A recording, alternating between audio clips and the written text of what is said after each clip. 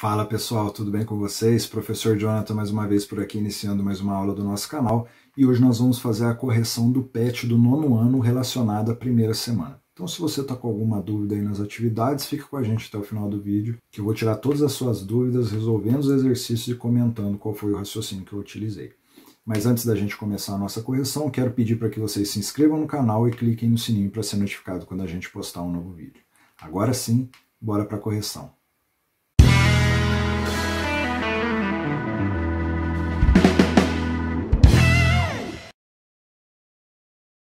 Iniciando a nossa correção da primeira semana do PET do nono ano, a princípio era para assistir um vídeo, né? E depois pesquisar na internet também algumas coisas sobre unidades de medida e notação científica. Sugeriram mais alguns links aqui. E depois na atividade 3, novamente para pesquisar na internet, agora novas unidades de medida, né, que são algumas que a gente utiliza mais, no caso, medidas em informática, micrômetro e nanômetro, e também unidades elétricas. Então isso daqui era mais para ter uma noção das unidades de medida que a gente utiliza no dia a dia e às vezes a gente nem se dá conta, né? Hoje é muito comum medidas em informática. Por mais que a pessoa às vezes não tenha um conhecimento em informática, mas com certeza ela vai ter um celular que vai ter gigabytes, então ela utiliza isso no dia a dia, mas às vezes até sem saber, né? Então essas pesquisas aqui eram mais para apresentar, né, essas medidas, essas unidades de medida que a gente utiliza aí no nosso dia a dia, tá certo? E aí na atividade 4 eu encontrei essa tabela aqui, eu acho que já dá para a gente ter uma ideia das unidades de medida que nós utilizamos no nosso dia a dia. O comprimento aqui, a unidade é o metro, né, que é a que a gente mais usa, mas a gente sabe que todas essas grandezas, todas essas unidades de medida dessas grandezas, aliás, elas têm múltiplos e submúltiplos, né? Então, ao invés da gente falar, por exemplo, que uma cidade está distante da outra 45 mil metros, a gente utiliza 45 quilômetros, né? Então, a mesma coisa com a massa, com o tempo. Tem outras aqui que nem são de conhecimento de todos, vamos dizer assim, mas aqui é corrente elétrica, nós temos o ampere, né? Mas a gente tem também a tensão, que é o volt, a gente tem a resistência, a unidade para medir a resistência de um componente num circuito elétrico, que é o ohm. Então, aqui tem algumas, né? Algumas mais utilizadas no nosso dia a dia e outras nem tanto, mas apenas para que vocês tenham ciência de que elas existem, certo? E aí na atividade 5, leia a charge abaixo e responda as questões. O título da charge é geocentrismo. E aí alguém fala: quero os planetas alinhados, bem igualitários, sem supremacias. Entendeu? Aí a outra pessoa que responde: claro, eu também estava pensando em algo assim. A gente já imagina quem seria essa pessoa aqui, né? Aí ele fala: Adão, em que ano estamos? Aí o Adão responde: 1600. Ok, tem que mudar tudo. Espero que ninguém tenha reparado a diferença. E aqui nós temos um sistema aqui que tá meio estranho aqui, né? Vamos dizer assim. Mas tranquilo, né? O objetivo da figurinha aqui, no caso, né? Obviamente está ligado com o título do quadrinho, né? Esse geocentrismo aqui era uma ideia de que se tinha alguns séculos atrás de que a Terra era o centro do universo, né? Então imaginava-se que tudo girava em torno da Terra e a gente sabe que não é bem assim. Então, dando sequência na atividade, na letra A, pergunta como seria alinhar os planetas, e aqui eu resolvi pegar uma imagem para a gente entender o que seria esse alinhar os planetas, né? Então aqui nós temos o Sol, os planetas que estão em órbita no Sol, né? Que giram em torno do Sol. A Terra está aqui, é o terceiro planeta no Sistema Solar. E o que seria esse alinhar? Obviamente, os planetas demoram tempos diferentes para dar uma volta completa ao Sol, né? Porque se você olhar aqui Mercúrio, por exemplo, olha o tamaninho da órbita dele aqui no Sol e olha, por exemplo, Urano, olha o tamanho da distância que ele tem que percorrer nesse mesmo espaço de tempo aqui, vamos dizer assim. Olha o tamanho que ele vai ter que percorrer nesse pedaço da imagem, desculpa. Olha o tamanho que Urano percorreria em volta do Sol e olha o pedacinho que Mercúrio, que Vênus iria fazer. Então, eles demoram tempos diferentes para dar uma volta completa no Sol. Então, o que seria esse alinhar os planetas? Eu peguei uma régua aqui agora. Então, eu vou fazer uma reta aqui, eu acho que fica mais fácil. Então, alinhar os planetas é como se a gente pegasse o centro do Sol aqui e puxasse uma linha reta, e nessa linha reta que a gente fosse puxar, exatamente todos os planetas estivessem contidos nessa reta, né? Então, se a gente pensar aqui em geometria, esses pontos seriam pontos colineares, né? Estariam na mesma linha, e aí então nós teríamos o alinhamento dos planetas, tá certo? Iniciando a atividade B, o que significa o termo igualitário e o termo sem supremacias.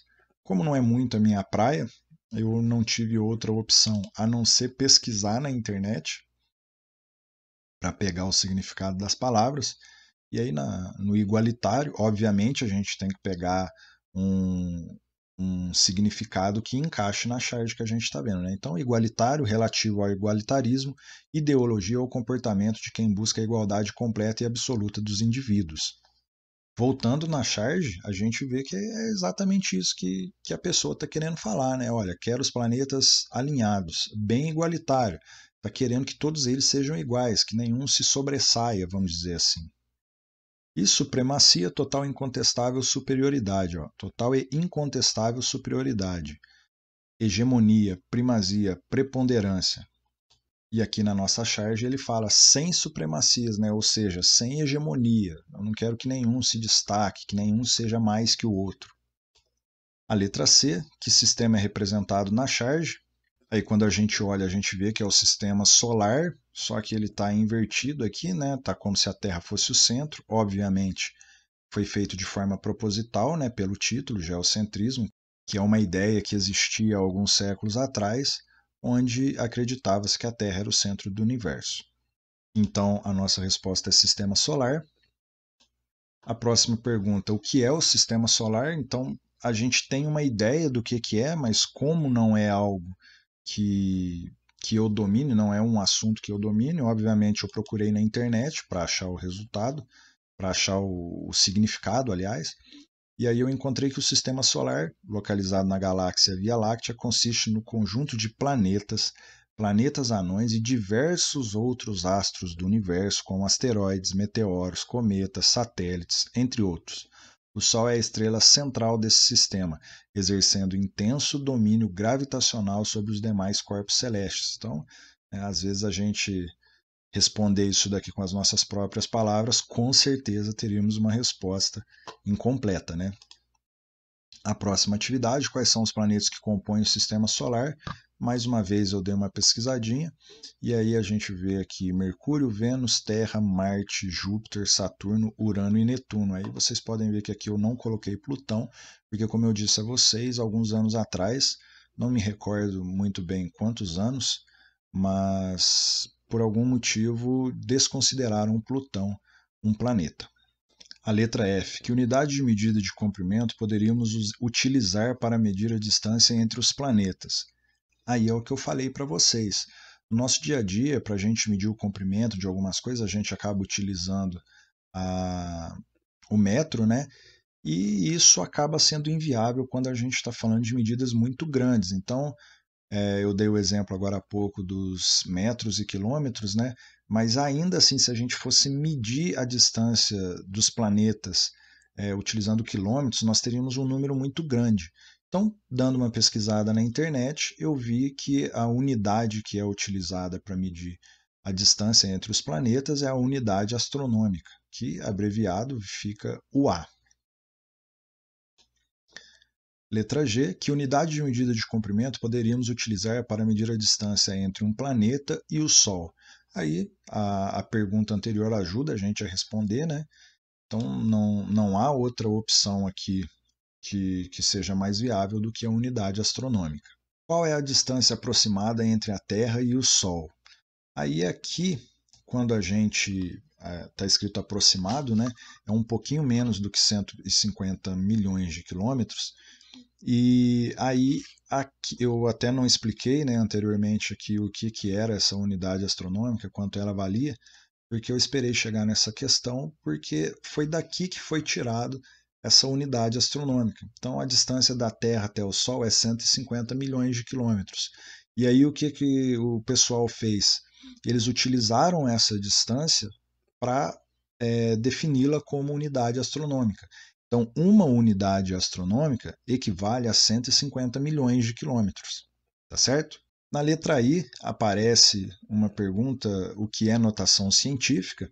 Aí essa já é mais fácil da gente explicar o que significa, né? Então eu coloquei aqui, é uma forma que visa facilitar a escrita de números muito grandes ou muito pequenos, utilizando um produto de dois fatores, onde um deles é um número real maior ou igual a 1 e menor que 10, e o outro é uma potência de base 10. Então, para que serve a notação científica? Basicamente, quando você é para simplificar, do mesmo jeito que a gente simplifica 45 mil metros para 45 quilômetros, a notação científica pega números muito grandes, na casa dos bilhões, trilhões, e consegue escrever esse número num formato muito pequeno. Eu posso até dar um exemplo aqui de uma notação científica. Vamos pegar os 150 milhões de quilômetros e vamos escrever na forma de notação científica para vocês verem como que fica mais fácil. Então eu tenho 150 milhões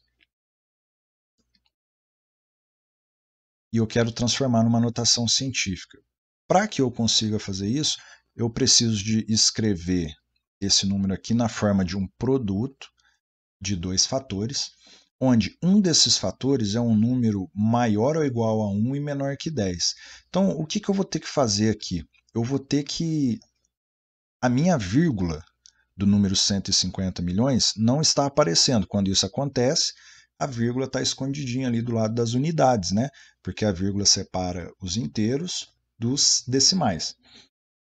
Então, o que eu vou fazer? Eu vou deslocar essa vírgula até conseguir escrever um número que siga essa regra que foi colocado aqui em cima. Tem que ser um número maior ou igual a 1 e menor do que 10. Se eu for deslocando a minha vírgula aqui, eu vou deslocar até chegar no 1,5.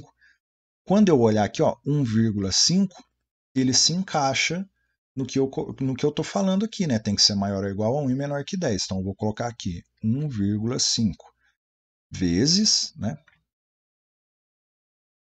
Vezes. E agora eu tenho que fazer uma potência de base 10. Mas como que eu vou definir o meu expoente? Você vai definir o seu expoente da seguinte forma. Olha onde a nossa vírgula está e olha onde ela estava. Quantas unidades eu tenho que deslocar para chegar na onde ela estava? Eu vou andar 1, 2, 3, 4, 5, 6, 7, 8. E eu andei para a direita para voltar ao original, correto? Então, esse expoente vai ser positivo.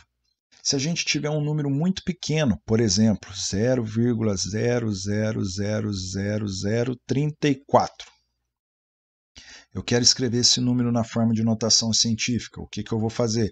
Eu vou pegar a minha vírgula, agora ela está aparecendo, né? Antes ela não estava, e vou deslocar até o meu 3,4 para encaixar nesse padrão que está aqui. Então vai ficar 3,4 vezes 10 elevado. Agora, quantas unidades eu tenho que deslocar a minha vírgula para voltar no original? 1, 2, 3, 4, 5, 6. Eu tenho que deslocar 6 unidades, mas agora eu estou andando para a esquerda para voltar ao original. Então eu venho aqui e coloco o expoente negativo. É uma regrinha que eu acho que facilita na hora de escrever um número na forma de notação científica, tá certo?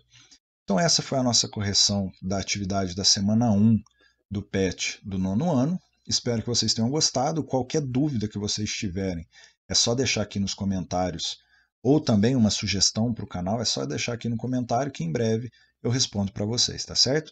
Então é isso. Gostaria de pedir que vocês deixassem um like no vídeo para dar aquela força para o nosso canal e logo logo eu posto uma nova aula, tá certo? Então, muito obrigado por assistirem a nossa correção. Te vejo na nossa próxima aula.